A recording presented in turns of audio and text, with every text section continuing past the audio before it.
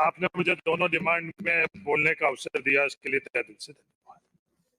सभापति महोदय, इस देश में, इस प्रदेश में और इस बजट के अंदर हमारा दलितों का, पिछड़ों का, आदिवासियों की क्या स्थिति है, ये हम लोग ही महसूस कर सकते हैं। ये बड़े लोग महसूस नहीं कर सकते, तो हमारे में से ही किसी भी क्षेत्र में होगा तो वही महसूस कर सकते हैं। ओम प्रकाश वाल्मीकि जी ने ये दर्द, जो बहुत क्रांतिकारी कवि थे, उन्होंने ये दर्द अपनी कविता के अंदर बयां किया, और वही पूरा का पूरा इस बजट के अंदर जब पढ़ने के लिए, एक दफे नहीं कई दफे पढ़ा, मैं कम पढ़ा जरूर, सिर्फ मैं पोस्ट ग्रेजुएट हूं, क्योंकि इससे आगे भी पढ़ाई होती है, डॉक्टरेट होती है, इससे आगे भी पढ़ाई होती है। उन्होंने अपनी ये बात रखी, वो इस बजट के अंदर जो भी इस बजट को पढ़ेगा वो महसूस करेगा। चूल्हा मिट्टी का, मिट्टी तालाब की, तालाब ठाकुर की, भूख रोटी की, रोटी बाजरे की, बाजरा खेत का, खेत ठाकुर का, बैल ठाकुर का, हल ठाकुर का, हल की मूठ पर हथेली अपनी, फसल ठाकुर की, कुआं ठाकुर का, पानी ठाकुर का, खेत खलियान ठाकुर के, गली मोहल्ले ठाकुर के, फिर अपने क्या, गांव, शहर, देश, क्या है हम लोगों का? इस बजट के अंदर कुछ भी नहीं है, सब कुछ ठाकुर। सभापति महोदय, हर क्षेत्र के अंदर हम लोगों के साथ भेदभाव किया जाता, हम लोगों को कुचला जाता है, उसके बावजूद भी हमारे दर्द बयां करते हैं तो इस पर हंसी उड़ाई जाती। ये विडंबना है। किसी भी क्षेत्र में आप अगर संसाधन की गणना निष्पक्ष तौर पर करें, तो दुनिया की सबसे विश्वसनीय संसाधन की गणना करने वाली फोर्ब्स, उन्होंने जब भारत के अंदर संसाधन की गणना करी तो मिलियनर्स के अंदर 2013 के अंदर जब ऊंची जाति वालों के पूरे संसाधन में 80.3% उन लोगों का है, और पिछड़ों का कितना, 17.8%। 5 वर्ष बाद 2019 के अंदर वो बराबर होने की जगह वो और बढ़ा, 81%, 4% उन ऊंची जातियों वालों का, और जो पिछड़े वालों का 15.2%। वो रफ्तार अगली बार जब चोट पड़ी, जब वोट की चोट अगली बार हम लोगों को वापस पड़ी पिछड़ों को, तो वो और तेज गति से, जो आखिरी के अंदर जो आंकड़े आए 2022 के अंदर 78.4%, और पिछड़ों का कितना, 9%। 80% से 88% का सफर पिछले 5-7 सालों के अंदर, और हम लोगों को क्या, ओबीसी पिछड़ों का क्या, 17.8%। सब किसका, ठाकुर का। नौकरियों में क्या हालात, किसी भी संदर्भ में नौकरियों की अगर गणना करें, नौकरियों के अंदर वो की वो हालात, रोस्टर के नाम पर क्या खेला खेला जाता है, बड़े बड़े वकीलों को खड़ा कर न्यायपालिका के माध्यम से हम लोगों को अगर कहीं हम लोग राहत लेना चाहते तो हम लोगों को नहीं मिलता। कहीं भी आप देख लो, किसी भी नौकरी में देख लो, मेरे से पूर्व वक्ता ने जब किसी और जगह से बात करी शुरू के अंदर, तो उनकी बात अलग थी, क्योंकि वो दिमाग से थी। अंत के अंदर उन्होंने बात दिल से करी, तो अंत के 2-3 मिनट इन्होंने पूरी की पूरी हकीकत बयां की। जो RUH के अंदर जो नौकरियां निकाली गई, उसमें क्या हालात कर रखे, कुल जो पद थे 148, उसके अंदर ओबीसी के सिर्फ 17, SC के सिर्फ 4, ST के सिर्फ 4, और NBC के 0। ये हर नौकरी के अंदर ये की ये चीज हो रही है। कहीं भी आप देख लो, निष्पक्ष तौर के ऊपर दैनिक भास्कर ने जब इसकी आकलन किया, तो उन्होंने खुद ने अपने अखबार के अंदर 16/7 के अंदर के 18 मुख्य विशेष और SC ST के वर्ग की कुल 34 पद हुए कम, आरक्षण नियमों की नहीं की गई पालना।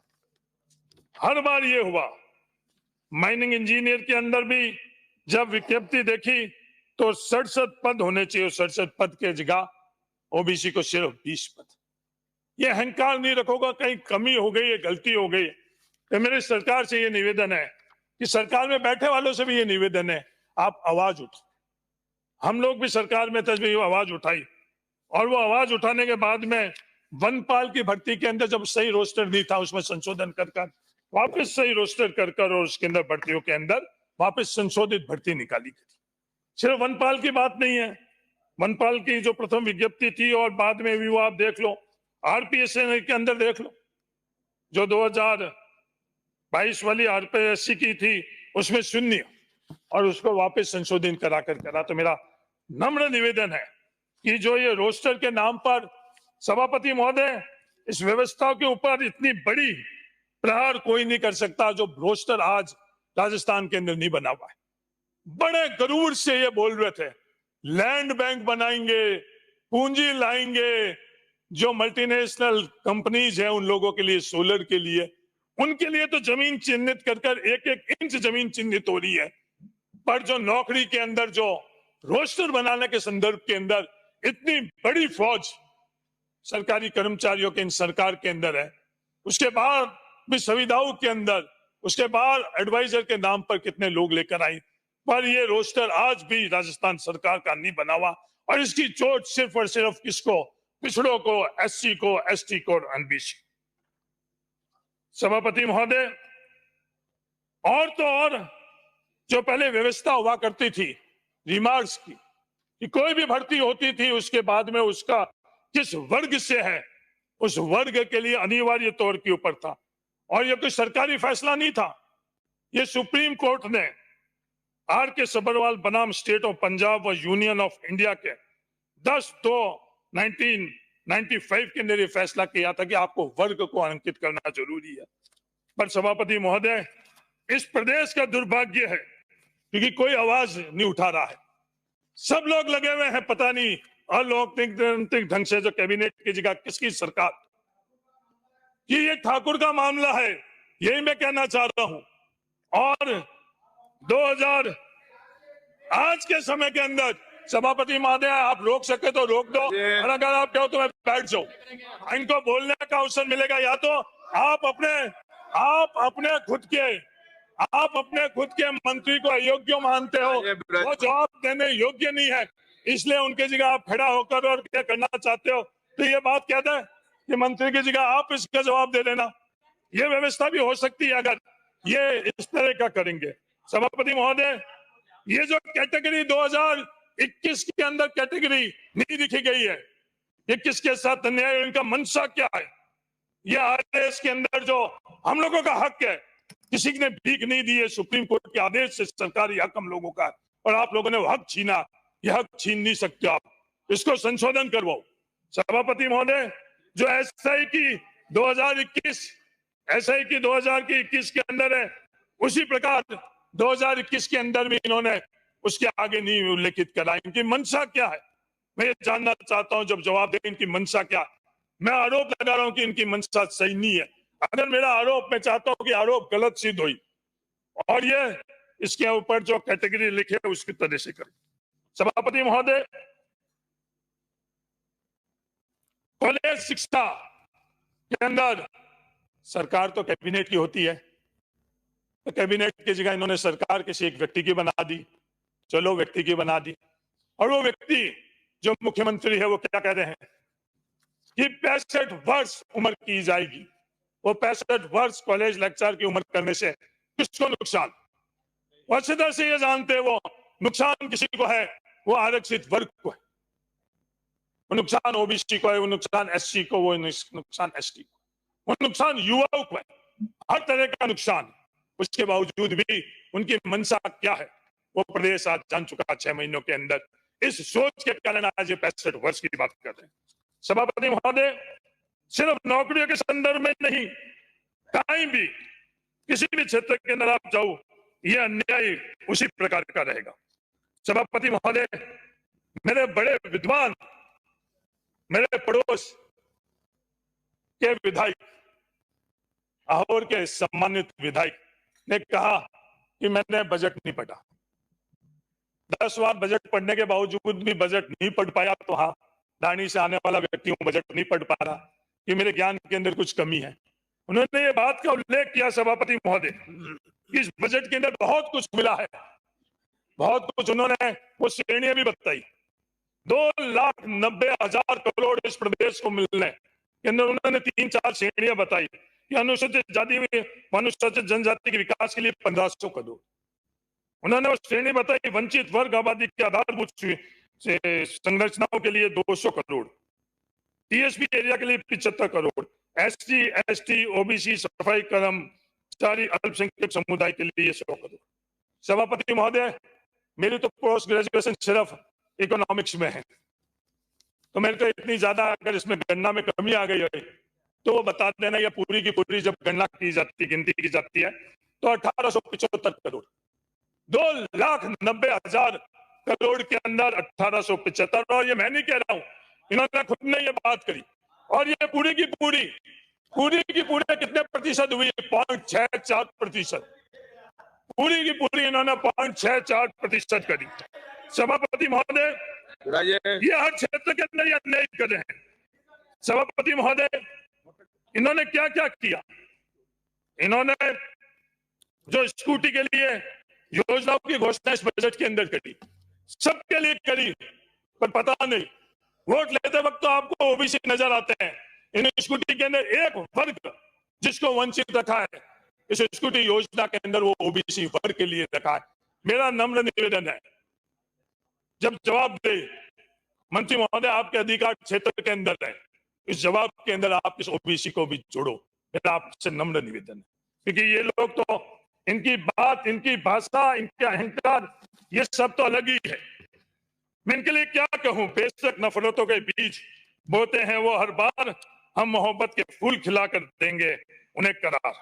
उनकी चालों से रुकती नहीं हमारी राहें, हम तो सच की रोशनी में जलने वाले, अपनी जुबान से जहर उगलते हैं वो, हम अपने लफ्बाजों से उन्हें देंगे सुकून और सौगात।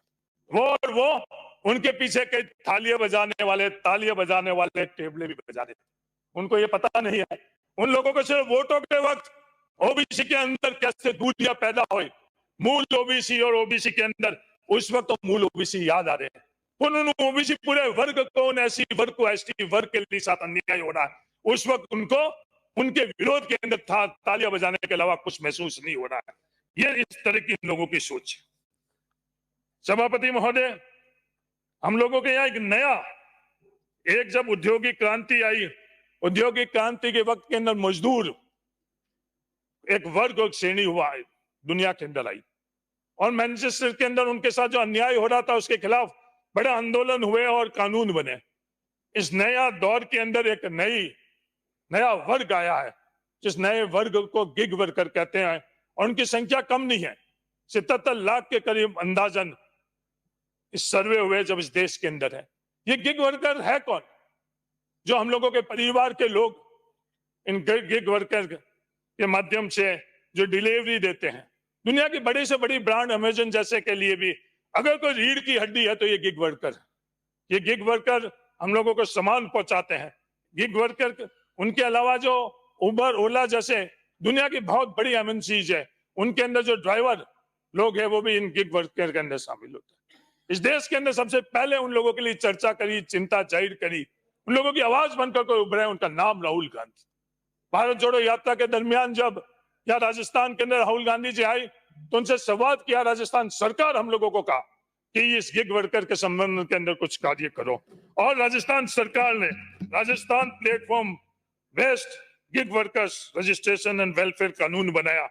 और जिस गिग वर्कर्स के साथ आज अन्याय हो रहा है, सभापति महोदय, ये खेल अलग ही है। मजदूर को हक नहीं मिले उसके लिए सब लोग, पूरा तंत्र एकजुट हो जाता है। इस मजदूर को मजदूर नहीं, इस मजदूर को ये बड़े एमएनसी, बड़े पूंजीपति क्या कहते हैं, ये हमारे पार्टनर है। उनको पार्टनर बनाने की मंशा से नहीं, वो पार्टनर उनके हक और अधिकार दबाने के लिए उनको पार्टनर बनाकर, और मजदूर को जो अधिकार, वो मजदूर को अधिकार नहीं मिल रहा है। जो न्यूनतम वेतन उन लोगों को मिलनी चाहिए वो न्यूनतम वेतन नहीं मिल रहा है, जो न्यूनतम सामाजिक सुरक्षा उनको मिलना है वो न्यूनतम सामाजिक सुरक्षा उनको नहीं मिल रही। ये तमाम हक और अधिकार छीनने के लिए इस तरह के नियम और कानून बने हुए हैं। मेरा निवेदन है सरकार के अंदर, मंत्री महोदय आप जवाब दो, उस वक्त इन जो गिग वर्कर है, हमारे परिवार के गिग वर्कर है, इन गिग वर्कर्स के लिए कानून बनाकर इनको हम लोग उनकी पहचान के साथ साथ इनको अधिकार कैसे देंगे उसकी घोषणा आज सदन के अंदर करो, जिससे आज लाखों जो गिग वर्कर राजस्थान के अंदर है उनको अधिकारों को हम लोग शुरू करें। सभापति महोदय, मैंने आज सुबह भी निवेदन किया था सिलिकोसिस के संदर्भ में। सिलिकोसिस के संदर्भ में क्यों नहीं आवाज उठती है? क्योंकि 90, 95, 99% वो किस वर्ग से आते हैं? वो पिछड़ों से आते हैं, वो दलितों से आते हैं, वो आदिवासियों से आते हैं, इन बड़ी बड़े पूंजीपतियों के वहां से नहीं आते हैं। वो आज बातें होती है डीएमएफडी फंड के लिए, उस गरीब की क्या स्थिति है? पिछले सप्ताह के अंदर में पाटौदी के अंदर एक मजदूर के वहां वो आज सिलिकोसिस के कारण सभापति महोदय खुद सांस तक नहीं ले पा रहा है।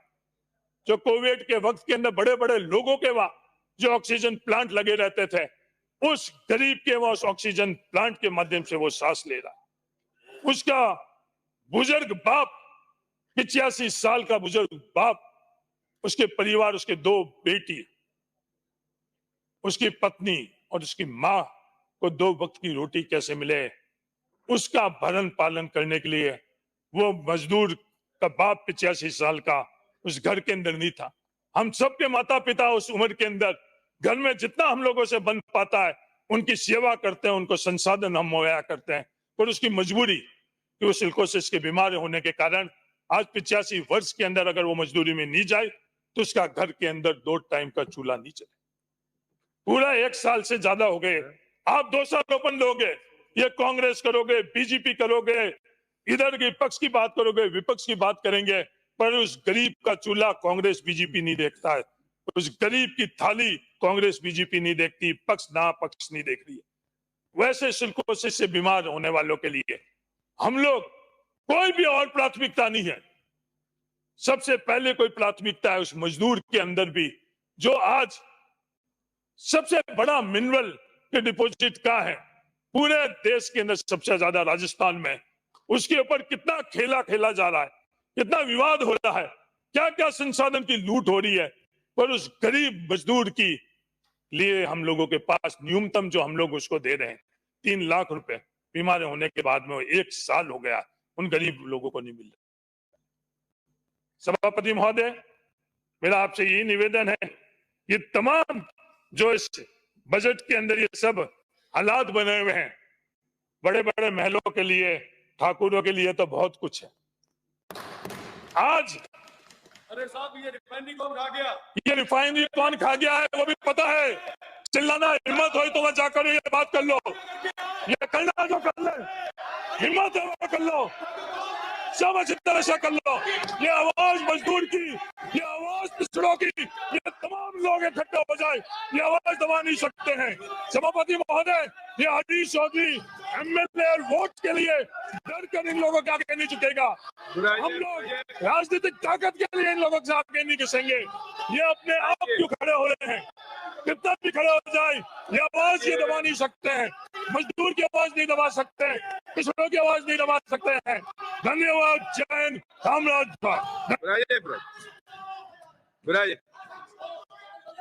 श्री अर्जुन लाल जिनकर, ये विधानसभा है, ये विधानसभा है।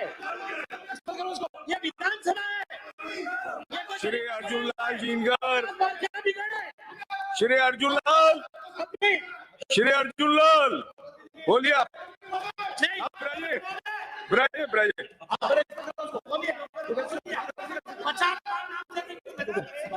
एक सेकेंड, अर्जुन लाल जी, अर्जुन लाल जी, अर्जुन लाल जी, मेरा निवेदन ये है, कुछ कह रहे हैं, वो भी ऐसा आगे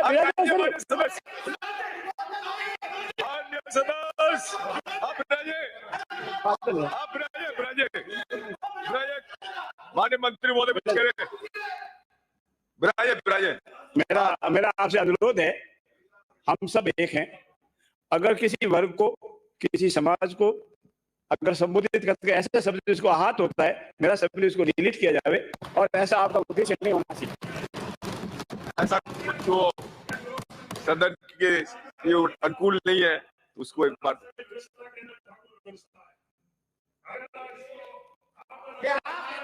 गलत बोला है आपने, गलत बोला। अभी तक हमने आपको ठोकरा नहीं है। नहीं, तो एक मिनट मनोज जी, अरे ऐसा कुछ है तो अंकित नहीं होगा। अभी तक आपने हरीश जी, अभी तक आपने जो बोला है जो अनुकूल वो आपके विषय से संबंधित नहीं है। ये नहीं, आप गलत बोला है, इसको आपको स्वीकार करना पड़ेगा। आप किसी को ठेस नहीं पहुंचा सकते। आप अपनी बात कहिए। अरे अंकित नहीं होगा, उसको बिल्कुल श्री अर्जुन जिंगर आप रहिए, माननीय सदस्य आप भी बैठिए, बैठिए आप रहिए।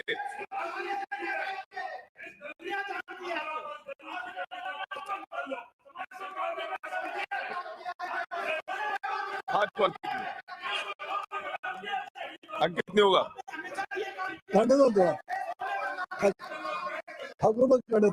श्री अर्जुन लाल जिंगर।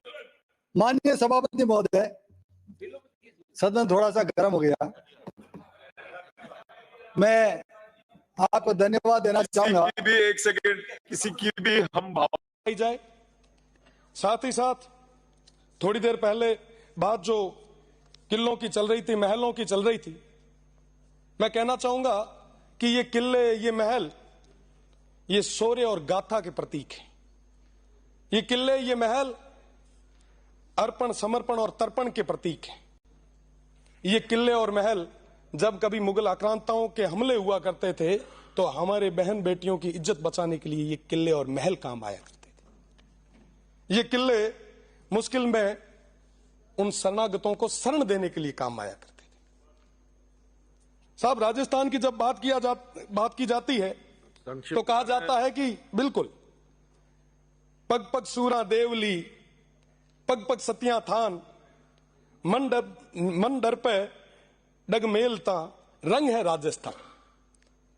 ऐसा राजस्थान है मेरा, ऐसा रंग रंगीला, ऐसा हरियाला, ऐसा अपनापन, भाईचारे, ऐसे प्रेम वाला मेरा राजस्थान है। पर राजस्थान की उसी विधानसभा में जब ऐसी बातें होने लग जाए तो हम सभी के लिए ये पीड़ा की बात है। मैं कोई छोटी बात नहीं करूंगा, मैं छोटा जरूर हूं, पर अब मेरा ये नैतिक धर्म है, मेरी ये जिम्मेदारी है। मैं कहना चाहूंगा उन तमाम लोगों को कि इस सदन की एक गरिमा है, हम सभी की नैतिक धर्म है, नैतिक जिम्मेदारी है कि इस सदन की गरिमा को हम बनाए रखें। कोई भी किसी भी जाति से हो, धर्म से हो, हमें सभी का सम्मान करना है। श्री राम साहब, हमें ये सिखाया गया है। बहुत बहुत धन्यवाद। कई सारी चीजें और भी है, आने वाले समय में और खुल के स्पष्ट रूप से बताई जाएगी। बहुत बहुत